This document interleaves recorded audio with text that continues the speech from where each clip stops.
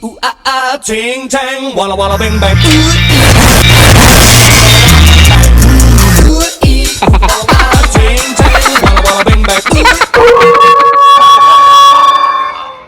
Sayang at hindi ko na-record ang kasaysayan kung paano pinasok ang aeroplano na Ana dito sa loob ng gusali upang maging ganap siyang museum tungkol sa aeroplano. At talagang mayroong rason kung bakit ang All Nippon Airways ang napili ng Chubu Air na mag-display ng aeroplano dito sa loob ng gusali. Ngunit kahit hindi ko may larawan ang paggawa ng gusaling ito, ay sabihin ko sa inyo na naunang ipinasok ang aeroplano ng All Nippon Airways bago natapos ang gusaling ito. So, alam nyo na. Pero mas maganda kapag kayo doon ang pumunta at manood. Kailangan nyo lang pumunta sa Terminal 3 o kaya sa Terminal 4 upang mapuntahan ang gusali na ito. Gawa kayo ng moments na hindi lang puro aquarium o mga park o mga pakamping, kundi pati rin sa himpapawid. Tiyakin mo lang na dyan sa gusali ang punta mo dahil mahirap maghantay ng aktwal na eroplano na lumilipad. Kung meron man ay posible na makaharap mo ang mga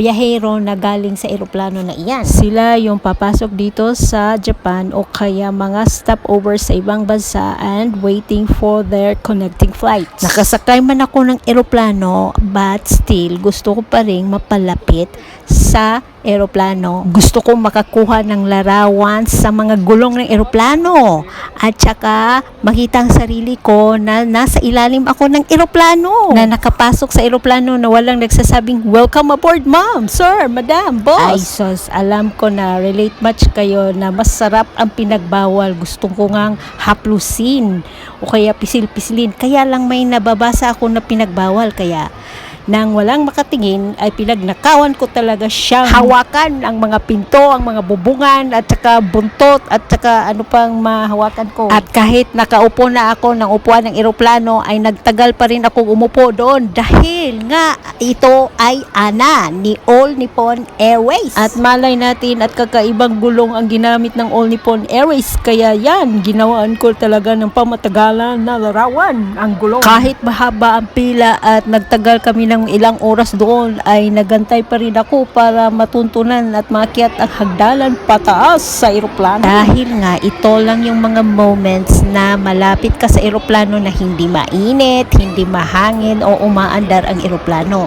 Talagang nandyan lang siya, nakatayo, nag-aantay sa atin na magtingin. Kakaibang ingay ang marinig mo. Pakinggan mo ha.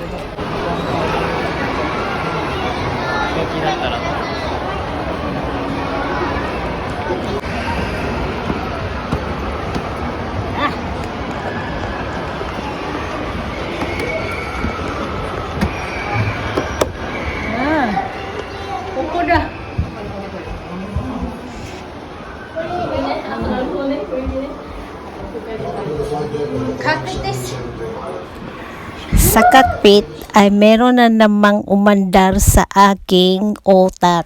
Sabi ko na kung meron man akong pera ay pagsayangan ko pa rin mag-aral tungkol sa pagmaneho ng eroplano. Oo, kahit hindi na ako maging ganap na piloto na magmamaneho para sa lahat. Basta magkaroon lang ako ng diploma na ako ay ganap o pwedeng magpapalipad ng eroplano ay sapat na. Hanggang doon ang inabot, kaya baba na tayo upang hindi tayo mag-ibang planeta. Mga kadud, ang larawan na ito ay magpatibay na dapat talagang iunang ipasok ang eroplano bago matapos ang isang gusali. Tignan mo kung gaano kahaba ang pakpak ng All Nippon Airways. Hindi lang sa magpuna ang matutunan mo dito, kundi ang magbabasa rin dahil maraming nakasulat in Japanese writing. May area na hindi ko na pinapakita pero may alala ko doon dahil gumawa kami ng ganyan when I was in high school. Para siyang cartography ng buong area ng Chubu Air. Actually, it's like a simplified illustration similar to the International Airport where you can find the Philippine Airline and the Cebu Pacific Airlines. Pag-angat mo pala dito pataas, o pagpasok mo dito ay makita mo agad ang souvenir store. Tulad ng pagpunta to escalators to ride or stairs to go through.